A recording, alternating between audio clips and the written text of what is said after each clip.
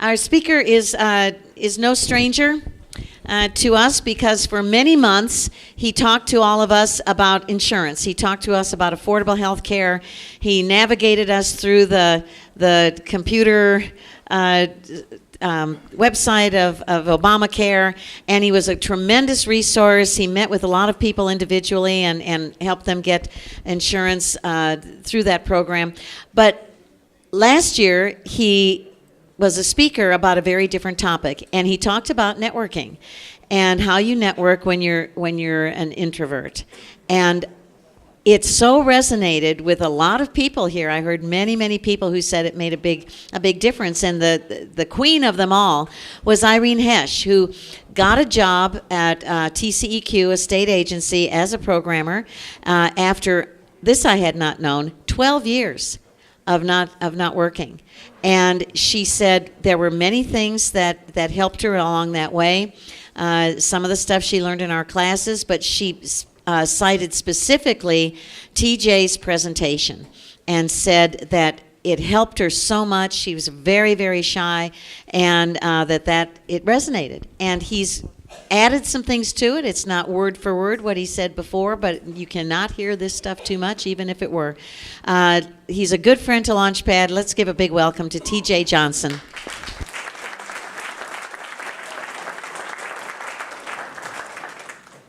Good morning. Appreciate you having me.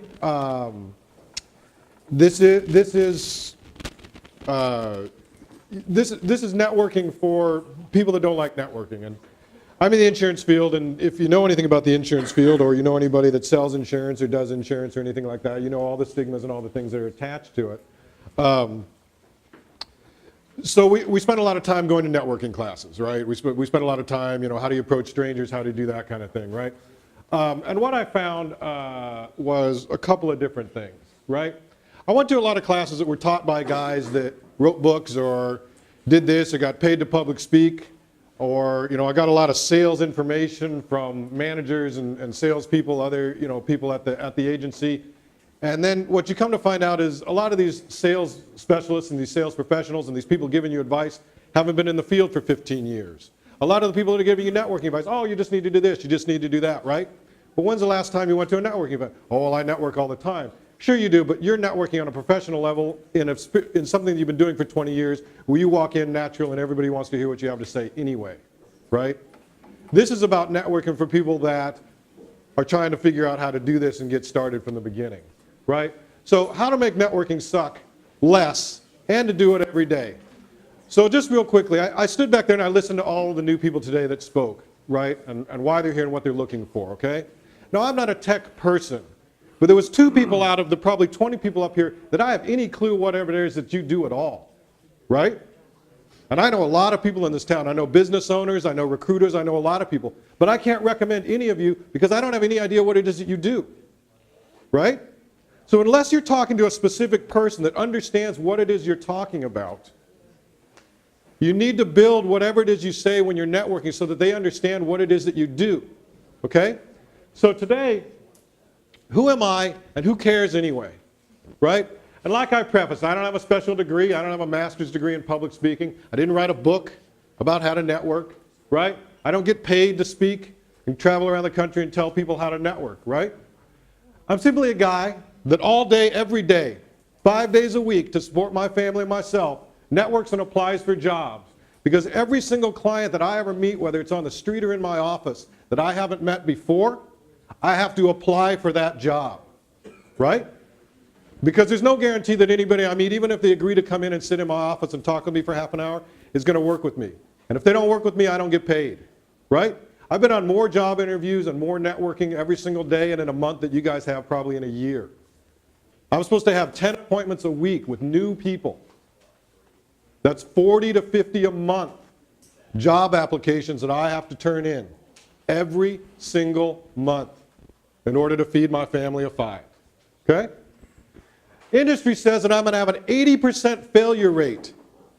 Now the numbers get worse than that. It's an 80% failure rate, meaning every 10 people that I talk to that I don't know, only 2 of them are actually going to agree to meet with me.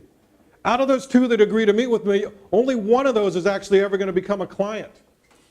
So if you boil the numbers down, I have about a 99.8% failure rate, which leads you to understand why there's a 94% failure rate in the insurance industry within the first 3 years. I'll be entering into year 6. If you've made it past year 3, there's a 97% chance that you retire in the field. That's how hard it is, and that's how hard it is to get started in this industry. I'm out there every day doing what you guys are doing, okay? In order to succeed with a 99.5% failure rate, you need to adjust your thinking. You need to change it from, I'm a failure, I get up every single day and I fail at my job, right? Same thing for you. I get up every single day, I didn't get a job today, I'm a failure. I went to a networking event, I didn't get a job, nobody asked me for my card, I'm a failure.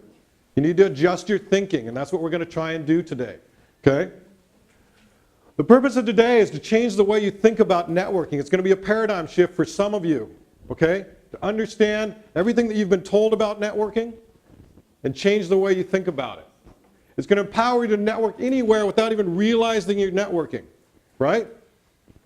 It's going to make networking a part of your everyday life, and it's going to free you from the self-limiting behavior and the thought patterns that keep you from networking efficiently and effectively, right? Heady stuff. We're going to cover a lot of ground today. Some of you are going to get it, some of you are going to apply it, some of you aren't. 3%. 3% of the people in this room are going to remember anything that I said after you've gotten in your car and driven out of this parking lot. That's the statistics, 3%. That brings us to our first activity. Just so you know, this is the first PowerPoint I've ever built, so I put in some cheesy animation because I think it's fun. First question, who is this your first time here? Who has been here 3 to 5 times? Who's been here 6 to 10 times? Out of those of you that have been here 3 to 5 times, 6 to 10 times, maybe even more, who's sitting next to someone they're comfortable with that they know that they usually sit next to?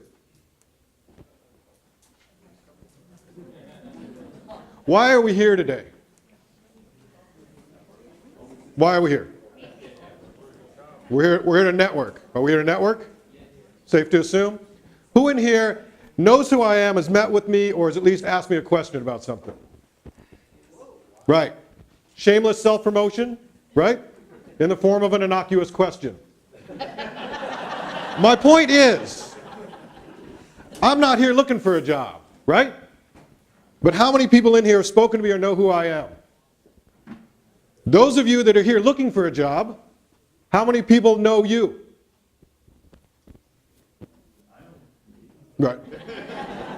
So I thought we were here to network. So who's been here networking? Who in here that's been here more than 6 to 10 times knows at least 15 other people in this room and what they're looking for? 5, 6 out of 100? Not all of you have been here that many times. Do you understand what I'm saying? We're all here to network. Some of us are here because we got up because there's free bananas and cookies and coffee. We can check the box that said we look for a job today and our check comes, right? Be honest. But most of us are here to network. My point is, nobody's actually networking, right? So, what are we going to do first? We're going to network. Now, the way I want this structured, because I've been here enough to understand and look around this room and see the way everybody's seating, right? I want the last 2 rows to engage people at the 2 round tables in the back. Because the 2 round tables in the back are the guys that sit in the back of the bus that always sit together. Right? Everyone else, I don't want you to engage the person next to you. I want you to turn around and engage the person behind you. Maestro, if I could add a 2-minute timer, please. What I want you to do, pay attention please, what I want you to do for the next 2 minutes, okay? The next 2 minutes is ask questions. Decide which one of you is going to speak. And for the next 2 minutes, ask questions that you think will help that you could use to help the other person get a job. Ask questions that you think will help you help the other person get a job.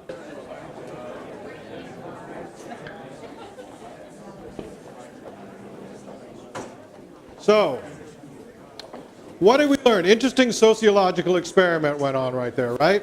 Who's ever been to a network event and didn't like it because I'm not an extrovert, I don't have anything to say? Right? What happened when we called 2 minutes 10 times in a row and nobody would shut up? Right? So what did we learn? If you're asked questions, there's a whole lot less pressure, right? You're not on the hook to bring something up. You're not on the hook to think of something witty to say, right? So somebody stand up and tell me what they learned about somebody else that they think could help that other person get a job. Doesn't matter, anybody. Rebecca just randomly came to me explaining where she was trying to get back into the state of Texas jobs, and I just happened to know someone that's a project manager within the state, and at least is a possible contact for her. Holy cow. But it was just random. It was random, which means what? Which means you could do it anywhere, right? At any time, because you just don't know, right? And so, next big question, this leads into something later. Now that, I'm sorry, I forgot your name? Matt? Yes. Matt. Now that Matt and Rebecca know each other, do you think that they could meet over coffee once a month or every quarter just to chat and see how things are going? Maybe somebody else met somebody. Maybe they met somebody new, right? We'll see. Possible. Are you willing to meet with Rebecca? And Rebecca, are you willing to meet with Matt on a favorable basis? Sure. You don't dislike each other, right? Something like that? Okay.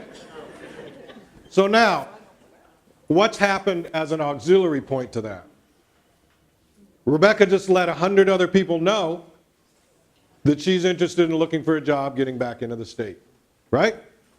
Who else wants to go? So I talked to JD, and I found out he's a project manager, EMT. He's interested in working in an agile way.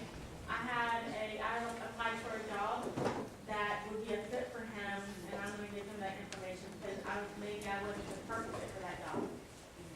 Is anybody noticing a theme? Let's do one more, just for those of you that are slow learners, right?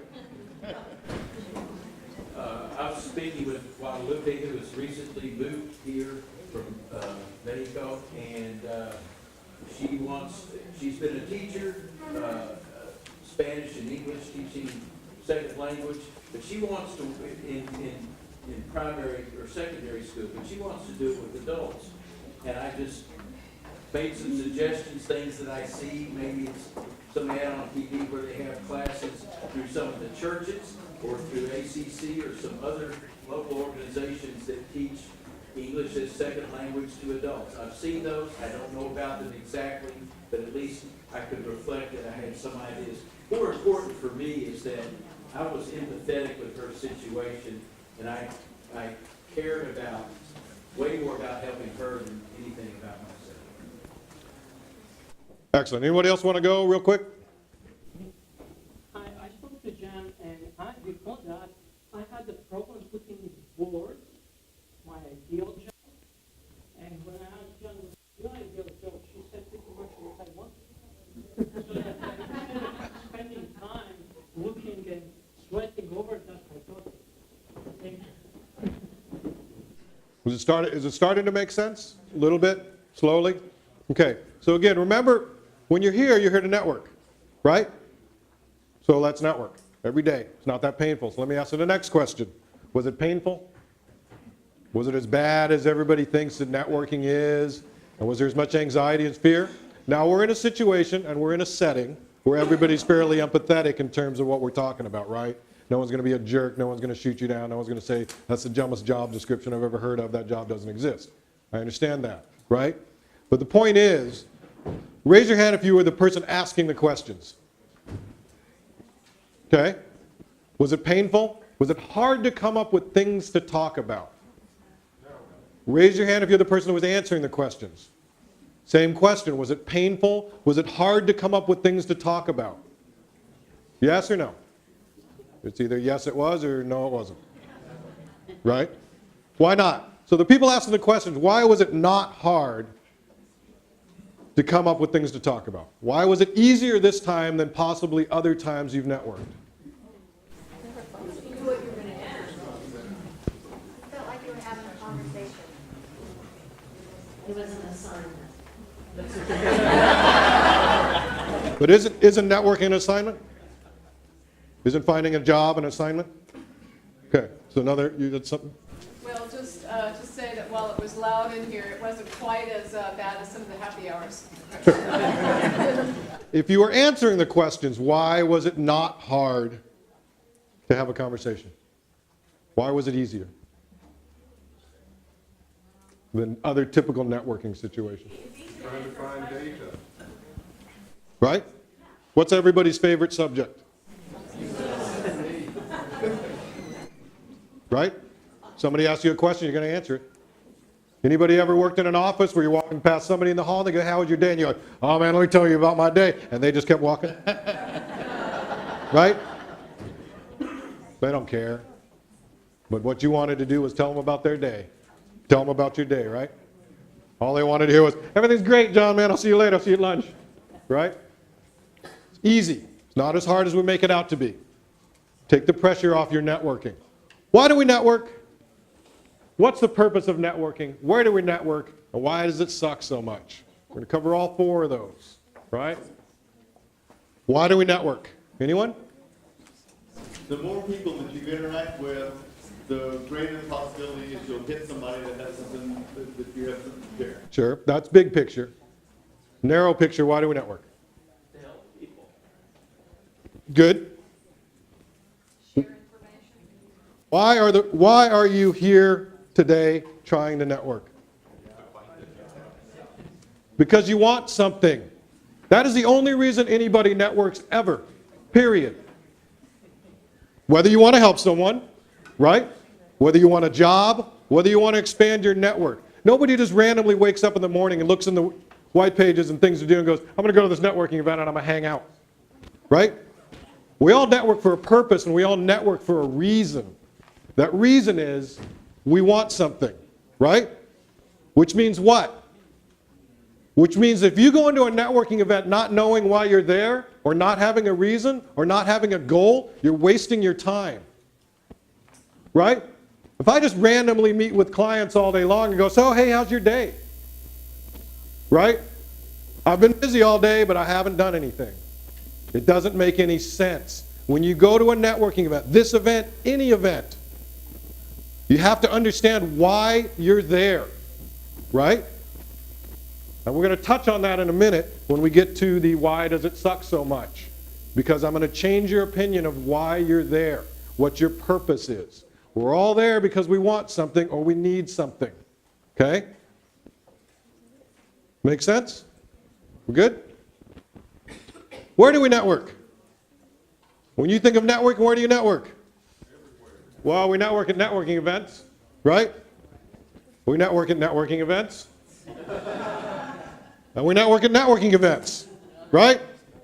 When you get up in the morning and you go, man, I'm networking today, what do? Did you go out and walk up and down the street and shake people's hands and go, hey, my name's TJ, I spell insurance, man. Nice to meet you. You want to meet with me? Or do you get up and you go, I got this networking event at noon. I'm going to have lunch with my buddy. That's going to be a networking event. And then I'm going to go to this happy hour at 6 o'clock over at the Landing, right? And that's going to be a networking event, right? Is that what we do? Or do we really honestly get up every day and network at the grocery store with the person standing in front of us? And we network at our children's daycare when we pick them up, when we talk to the same people that we talk to every single day? Which do we do, typically? Typically, networking is an event, something that we set the stage to do, to go and do. So what does that do? Pressure. Why? Got to perform. Got to perform and you've built yourself, I'm going to go to this networking event and I'm going to network. Right? It's a conscious decision. I'm going to go and I'm going to network. So what happens if you go and you don't network? Everybody's a jerk, everybody's already drunk, and you don't want to. Right? You go home and what's happened? I'm a fail, which means what? Which means what? Which means what? I'm never going to do it again because I suck at this. Right? I'm just not that kind of person. I go to networking events all the time. I never meet anybody. I never get any connections. Nobody ever offers me my dream job. I'm not going to do it anymore. And you know why I'm not going to do it anymore? Because I'm just not that kind of person. Really? We just proved that if we get you talking about something, even after Kathy, Brett, and I all say stop, You don't stop, right? So is that a limit? Is that an excuse and a limiting behavior? Or is it really the truth? Because if I get you talking about something you want to talk about, you're going to keep talking. I guarantee it. So why does it suck so much? We just covered a lot of it. Why does networking suck so much? Right? There's 3 reasons. And everything, just like I said, why do we network? It all boils down to 3 reasons. And everything else is just a subset of these 3 reasons. Fear, anxiety, and disappointment. Right? What do we fear when we go to network? What are the biggest fears? Rejection's one of them. Nobody will talk to you. Nobody will talk to you. Why would nobody talk to you? Because you're a jerk. That's a possibility. And I have a slide that covers that later on. Okay, so if everyone's going there to get something, PJ, what have you got for me? And if you don't have something to give them, then Right? Why else? Because they're selling MLM programs. There you go. Well, they're selling multi-level market pyramid scheme programs. Where does anxiety come in? Why do we, when we walk into that room, we're all bunched up and got that knot in our stomach? Why? I love being rejected by people. Mark loves rejection. I do it every chance I can for him. I'm a giver. I see Mark, I go, Mark, you look terrible. What happened today? One thing I hate to do is just open up, and get personal. Okay. Don't know how to start a conversation because you're an introvert, because you're no good at it, or because you just don't have anything to say. All of the above? Some networking events are exercises in one-upsmanship. You go through them and they go, well, you're not worth now. I've left them 3 times what you've done. Mm-hmm. Right? You're never going to be the smartest guy in a room, right? I'm not the smartest guy in here. Again, go back to that slide. I'm just a guy that gets up every day and goes to work, right? I don't have a degree. Not in this. I have a degree, not in this. Right? Disappointment. What do we get disappointed in? Lack of results, meaning what? Come back from an event and don't feel like I've accomplished what I've set out to do. Okay, so that goes to 2 things. That goes to, did we set unrealistic expectations? Right? Well, I'm going to meet everybody. Right? Or did you really not have a plan on what it was you were trying to do when you got there in the first place? So you came out and you went, what did I really accomplish anyway? Right?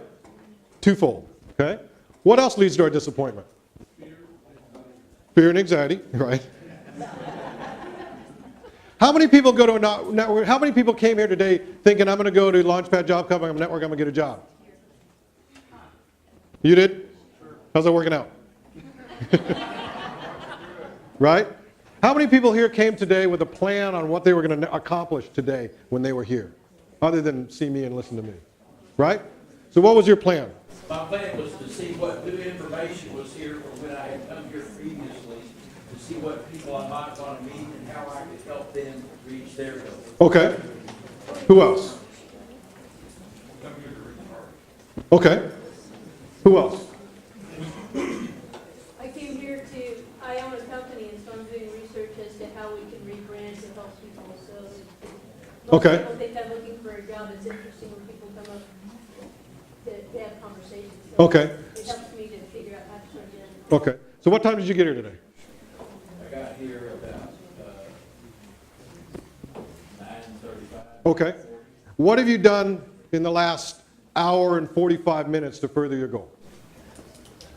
Virtually nothing. And so, Well, no, let me clarify. I went and spent 20 minutes with the Indeed team. okay. And I learned a bunch of stuff. Okay. there. Okay. What about you? What time did you get here today? Yeah, because you just spoke after him, right? Okay. And what have you done to further your goals since you've been here for an hour and 5 minutes?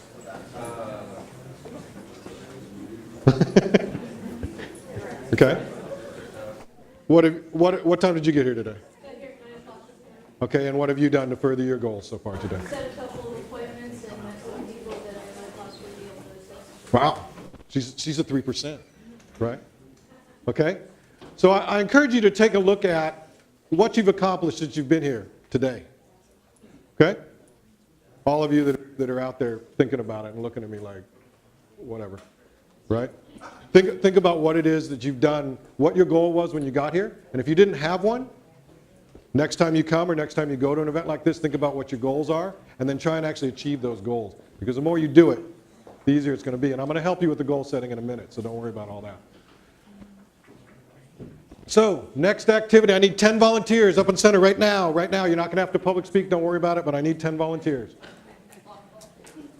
I have 3.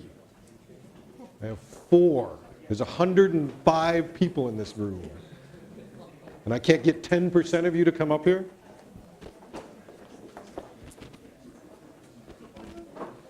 All righty. Now again, some of you that are mathematics and engineers, people are going to help me with this. What I need everybody else to do, and I've formulated this in my head, but I don't think it's going to work out correctly. I need 10 groups of 8 or 9 people. Okay? So the easiest thing to do is just turn around, have 2 rows turn around and face each other, but somebody's going to point out that there's more people in some rows than other rows. Anyway, the point of this is, what I want you to do in the next 60 seconds is, as a group, pick a subject that you're going to talk about. And I don't want it to all be computer science. It could be football, it could be cars, it could be anything. I don't care, right? Could be blueberry muffins for all I care. But I want you to talk about that, and I want you to talk about only that. Now, not everybody has to be a subject matter expert in that, right? But I want you, as a group, to talk about that particular subject, okay? So get up and form your groups. I need 10 groups. All right, huddle. Okay, so what I want you to do, right? We're going to run a 3-minute timer for the first 3 minutes, and you're going to be randomly assigned a group. And I don't know what they're going to be talking about. What I want you to do is I want you to go into that group and try.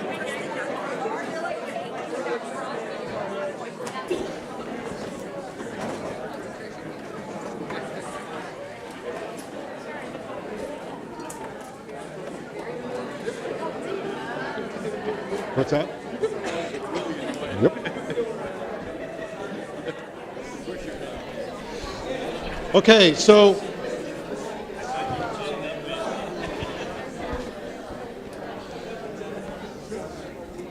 am I missing people? Okay, so again, sociological experiment, right? Now we're going to go down the people just real quickly, and they're going to give a 10-second synopsis of how they felt, right? They're all given an assignment. Some of you in the groups may have cued into the assignment, some maybe not, right? And so we're going to go down the line, and we're going to get kind of their experiences and how it felt, because this is the way a lot of people network, right? And it goes back to what Gordon was saying about everybody's always trying to one-up themselves, right? Everybody's trying to be the subject matter expert and know more than the next guy, right? And so that all goes back to the fear, anxiety, and disappointment piece. So how'd it go? Well, I'm hoping I didn't come across as the expert, because I couldn't figure out how to be the expert on our topic. So I would ask a question and try to keep things going, but I certainly wasn't. I didn't think I was the subject matter expert. We'll go. You have to guess. Well, it was really uncomfortable, but I just tried to be a good actress, and I kept the goal in mind to just dominate the conversation and make a spectacle of myself. And we laughed, and I laughed, but I was really crying, and I'm like, oh God.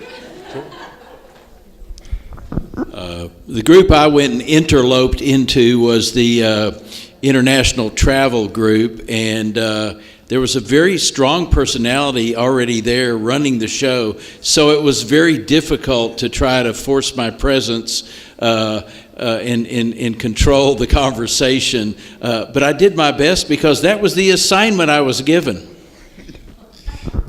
The group I intruded upon was discussing blueberry muffins, and I purported to be the absolute expert on everything that could ever want to know about blueberry muffins, and anybody that brought up a point about them, I talked over them and said, I already knew all that stuff, and they don't know anything, and I came across as extremely annoying, and it was a bit uncomfortable for me.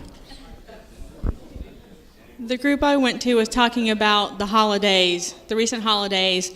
So what I did was try to nail down the topic, and then I basically was throwing out ideas of how you could incorporate people into the holidays, or what you could do on the holidays, how you could have cookie exchanges. Someone had a great idea on that. Actually, I'm going to use that, by the way. Thank you. And then all the ways that you could do to bring people together over the holidays and create families where families don't exist. So I thought that was pretty fun, but I think I tended to dominate the conversation. I did try. Well, our subject was lunch, and since it was food, well, then it was easy for everyone to have their input onto that.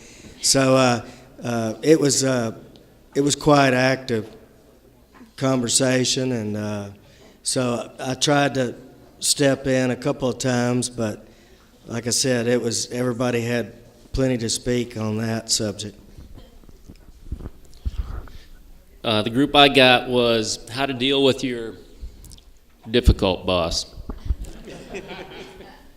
And I just kind of started listening and asking questions and listening to their experiences. And then I started proposing ideas to kind of pitch a paradigm shift in there and to get them thinking a little bit differently about it. But there was a flat spot there where I was waiting for that timer to kick in.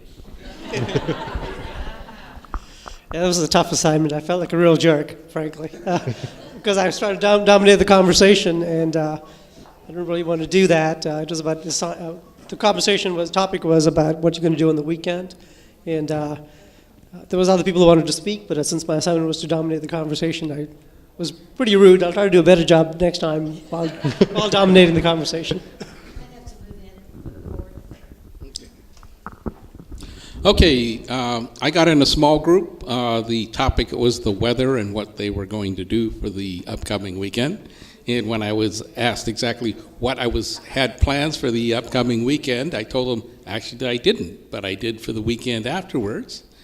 So that also brought up the subject that I'd be leaving for that particular activity after Launchpad 2 weeks from now, and after the Launchpad Toastmasters meeting, and that formed a segue into talking about Toastmasters. So just because we're on the subject, we are having a Toastmasters meeting after the Launchpad meeting, and we will be meeting from 12 to 1, and we had a quite interesting conversation on that. Thank you.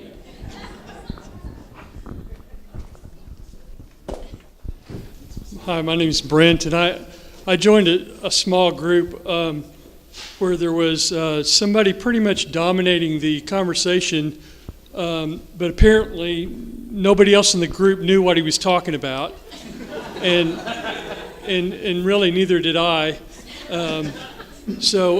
Anyway, another gentleman came up to me and saw my name tag and started asking me questions about my job, and he had a couple of contacts for me to follow up on, so I got some good contact information. So I really enjoyed the exercise very much.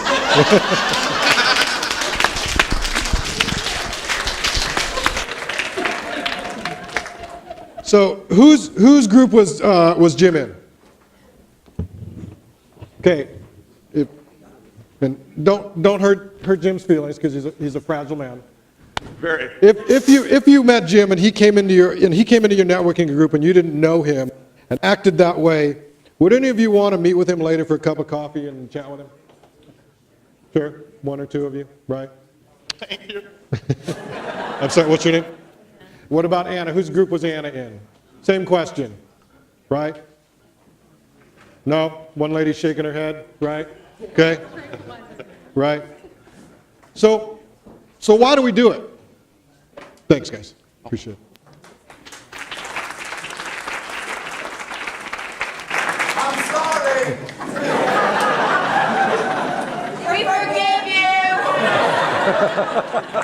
you. So why do we do it? So why do we go to a networking event, see a group of people across the room, walk over and immediately start telling them how great we are and what it is that we do? Why? Because that's what we're supposed to do, right? We want to let as many people out there know exactly what it is we do, because hopefully if we throw a big enough net, that somebody's going to know somebody and they're going to recommend us, right? But if you're a jerk, nobody's going to recommend you anyway. You can know everybody on the planet, nobody's going to recommend you, right? Exactly, right? So, here's networking for me, right? And I see this time and time again from younger agents, right? I'm at a networking event. Gordon's kind enough to see me standing there, and he comes over and he goes, Hi. "Hi, TJ, what do you do?" What do you do? "Oh, well, Gordon, let me tell you, man, I'm an insurance guy, and I can help you with your health insurance, your life insurance, your disability insurance. I can even do financial planning for you, man. In fact, you know what?" Right? He knows everything I do, right? And so I get on, "Hey, Gordon," if I'm lucky enough to go, "Hey, Gordon, can I have your card?" Call him next week. "Hey, Gordon, remember, man, I talked to you at the networking event. It was really nice to meet you. I'd just like to see if I can get you buy you a cup of coffee. Hey, man, it's a free cup of coffee. I just want to see if I can take you and tell you more about what I do." Right? It's not going to happen. "Well, Gordon, maybe if you know somebody that needs my services, maybe you'd be kind enough to recommend me, because, you know, I work a lot off referrals, and that's the easiest way for you to acquire clients is by work off your referrals." "Oh, yeah, sure, TJ, yeah, if I think it's somebody, no problem." Right? Right? So why do we do it? Why do we network that way? Because that's what we've been taught, right? New York Life, started my career at New York Life. That's exactly what they taught us. As long as you talk to enough people and tell them what you're going to do, somebody somewhere is going to become your client, right? Well, 100 people later, I had 2 clients and went, "There's got to be a better way than this. It doesn't make any sense," right? So which is more important? What you know or who you know? Right? But we spend all our time trying to let people know what we know. Right? Which is more important, being thought of as knowledgeable or being likable? Right? But what do we spend all our time doing? Right? What's more important, speaking when we want to speak or when we're asked to speak? Right. This is going to be a tough pill to swallow for most of you. Until you've been given permission to speak, nobody cares. Nobody cares what you have to say, particularly at a networking event, until you've been given permission to speak. Sorry, nobody cares. Okay? Now, permission to speak doesn't mean they say, "Gordon, I give you permission to talk to me." We'll get to this in a minute when I go over elevator speech. Okay? Keep that in mind. If you walk up to somebody at a networking event and go, "Hi, my name's TJ, just by the way, I do this, this, this, this, this, this, and this," they don't care. Just the same way when you walk up past the guy in the hall and he goes, "How's your day?" and you go, "Oh, man, because sit down, I got a lot to tell you." He doesn't care. It's the reality of the situation. What's more important, making statements or asking questions? We've already covered this twice today. Twice we've covered this. Why is asking questions more important? Gets to know them. More natural. What is the point? If you ask a question and you may get something back from them that you can connect with, and that's Connecting. What is the base? I'm a very black and white basic line guy. What does asking a question of somebody psychologically do? You care. That's all that matters. Right? Because we just said that being likable is more important than being knowledgeable. What's the easiest way to make yourself likable? Not liked. You can't control whether somebody likes you.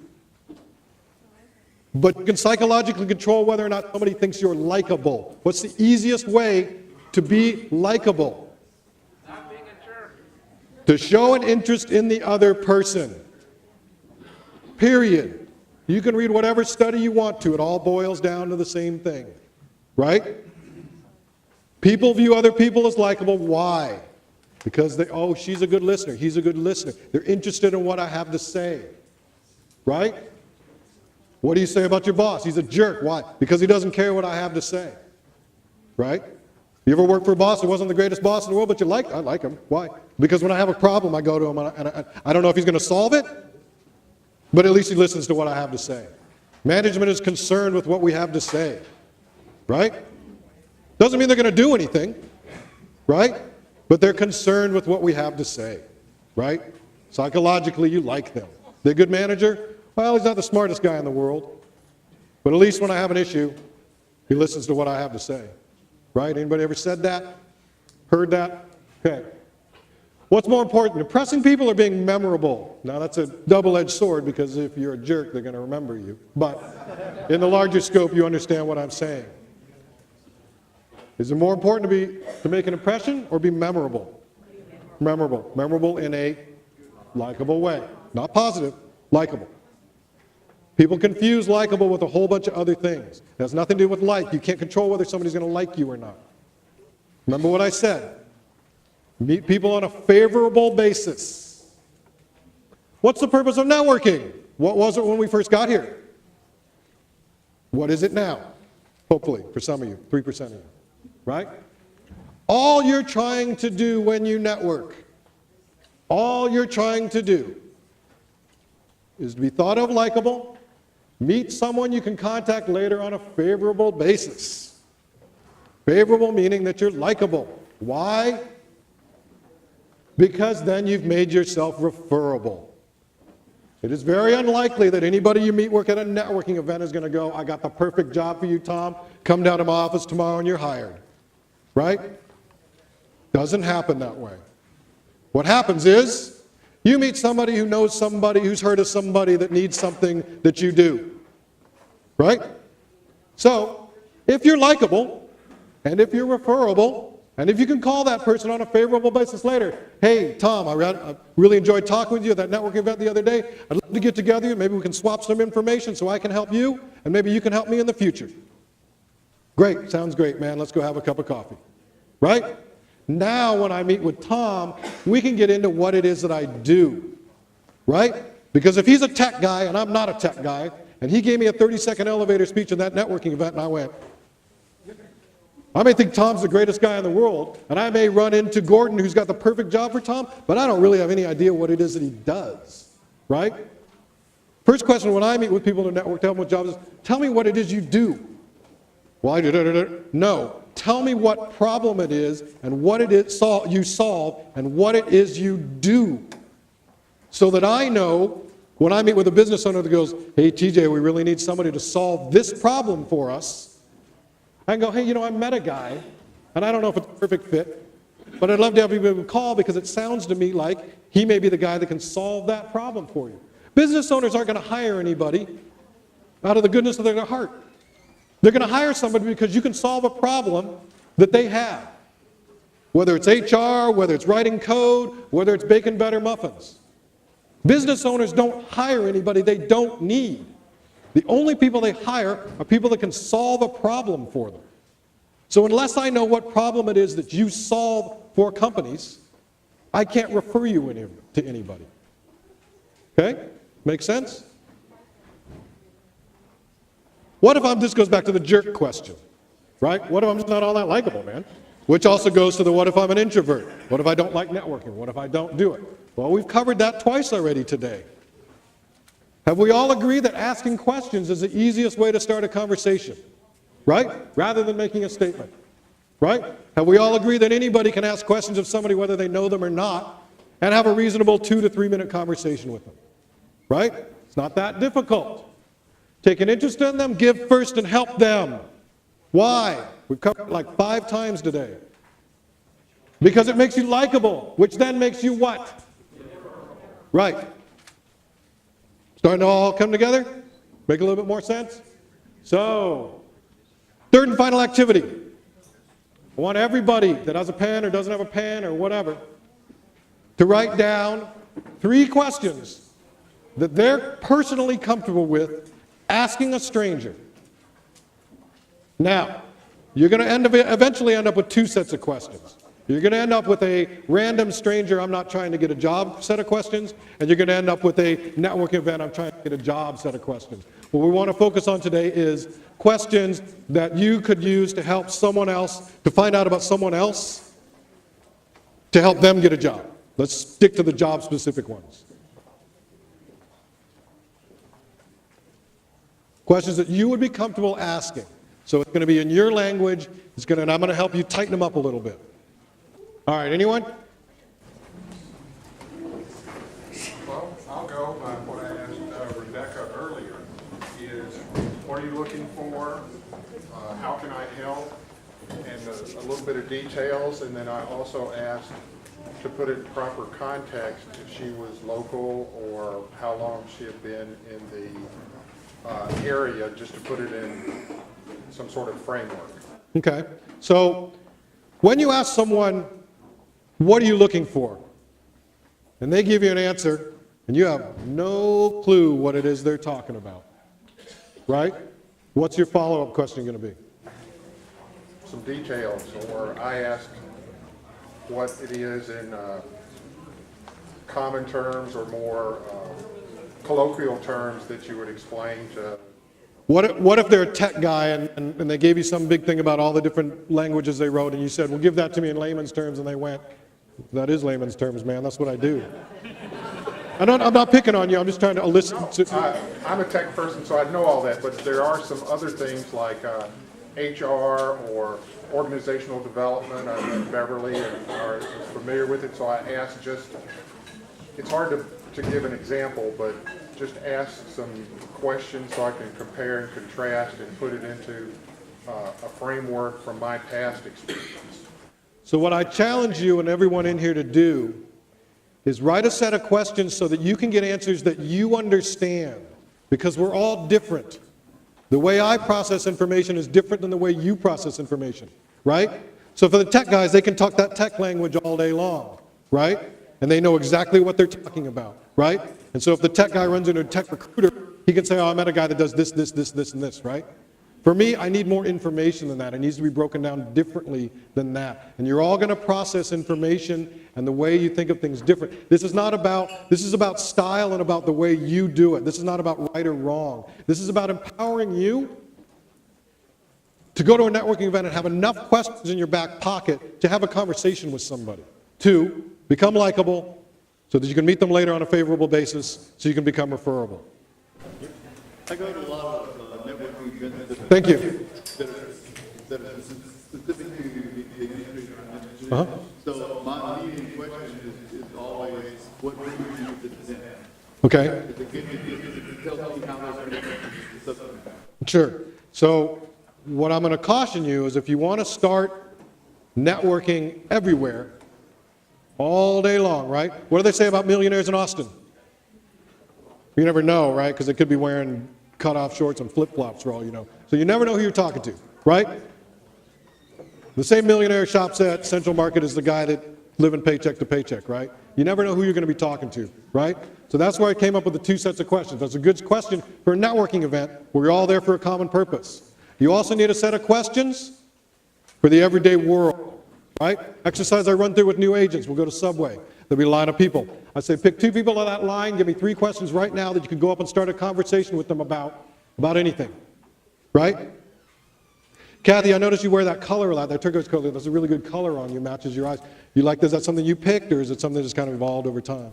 I like it a lot. My house is painted this color. Oh, that's awesome. You can do that in summer. There you go. That's awesome. So where do you typically buy your clothes at? I hate to shop. You hate to shop? Buy clothes at the cheapest place I can. Oh man, I'd like to introduce you to my wife, man. Maybe some of that can rub off on her, right? You said that your house was painted. How long have you lived in Austin? This time since 2000. Since 2000. This time, you said this time. Did you move away? Were you here and then you moved away and then you came back? 3 times. 3 times you've been here. What do you do here in Austin? Did you have a job before and you came back to another job, or what brought you back? I came here, I left East Texas and came here, transferred. I help people find jobs. That's what I do for a living. You help. That sounds great. So where do you work? I have a day job. I teach doctorate skill classes, Workforce Solutions Office, and I have a nonprofit that I run that's a large networking group where everybody helps people find jobs. So the day job that you have, is that for like a city organization or something like that? It used to be the state, and then when Bush was governor, he privatized us, and now we are contracted with the state. When they privatized, you mentioned Bush, when they privatized you and they contracted you, did your benefits package change any? I mean, did they make a lot of changes in how things worked? Insurance.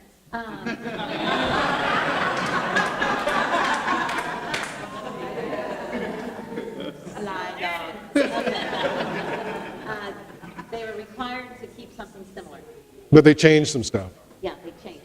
Did that cause anything? Did you have to make some changes? Have to take a look at stuff?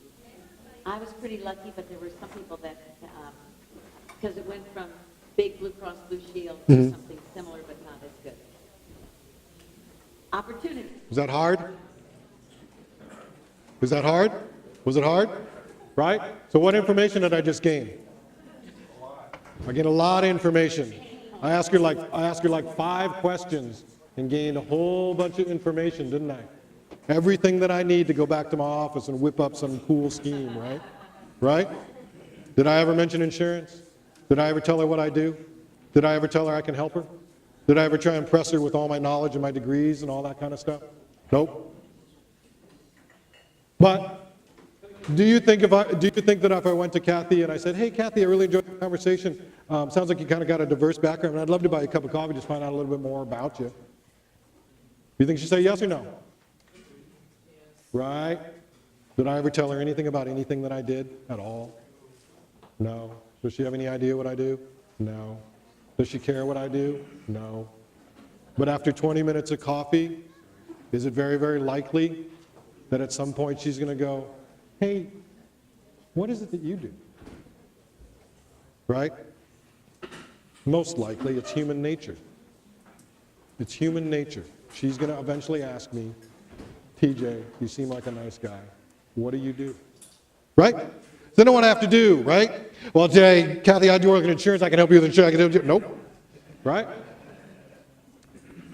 So, practical use, that's that 3%. 3% of people are going to use any of this information once they've left the parking lot.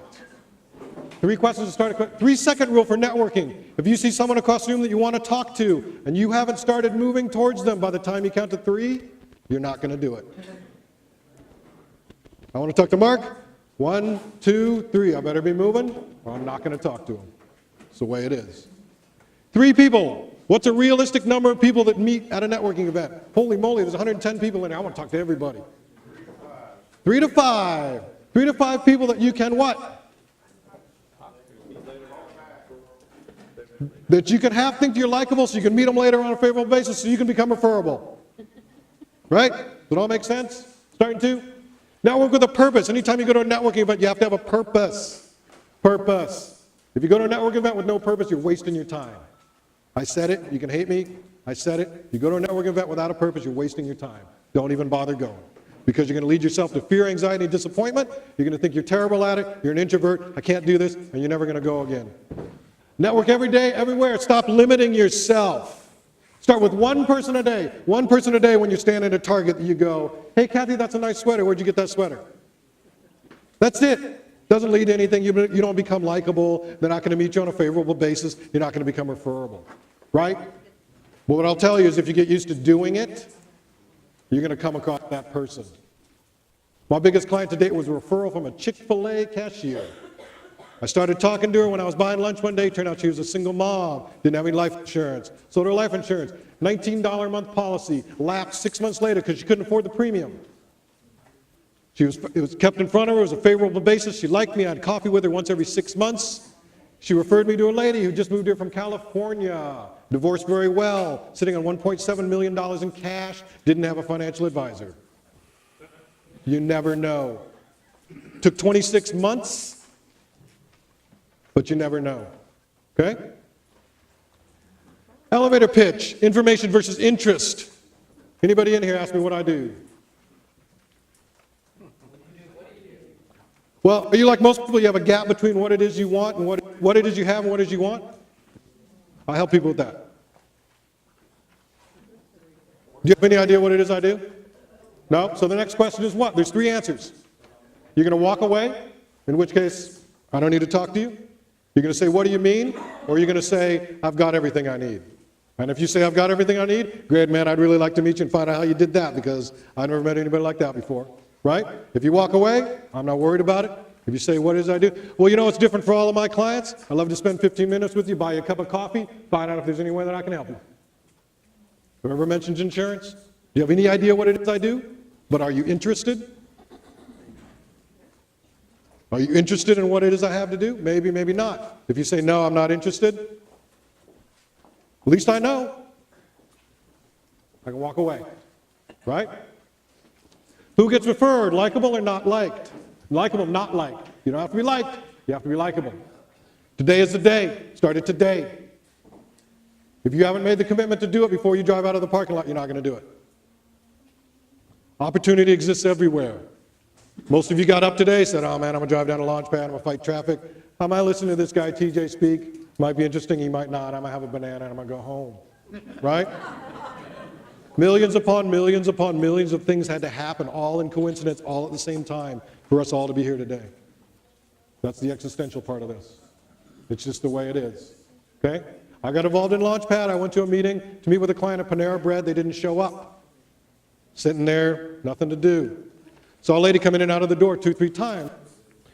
Finally went to the restroom, went in the back. There's a group of people sitting in the back at a table all talking. When she came back past me the next time, I said, hey, I noticed you're sitting in a group of people in the back. Right? What is it you guys do? Oh, we're part of a job search club. Oh, great. Mind if I come back and talk to you guys or just have a seat? Sat there, just asked a few questions, met a few people. Oh, you know, we're actually part of a larger group. It's called Launchpad Job Club. Really, where does that meet? Meets over on Middle Fishkill every Friday at 10 o'clock. Came here 2-3 times, just checked it out, saw what it was like, got introduced to Kathy. I've been speaking here, for better, for worse, for the last 2.5 years. You never know. Do it every day, everywhere you are. It's not that hard. Questions? That's all I got. Yeah.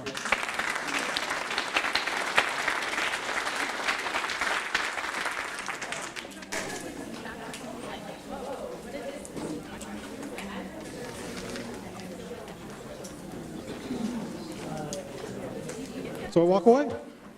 If you're ever in a situation where the person's obviously uncomfortable with you asking questions, and you don't need to rapid fire. I mean, I was blowing through questions pretty fast to try and elicit to get to a specific point, right?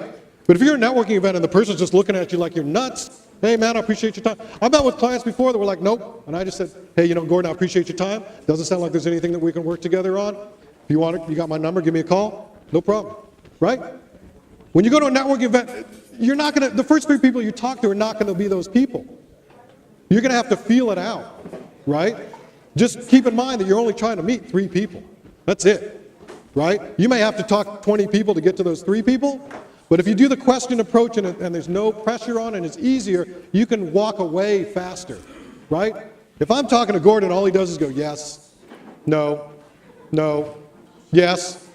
Hey, Gordon, man, I appreciate you. Wish you best of luck in this job search. Move away, right? If they're not willing to at least engage you in a conversation when you're asking questions about stuff, walk away, because they're not going to help you anyway.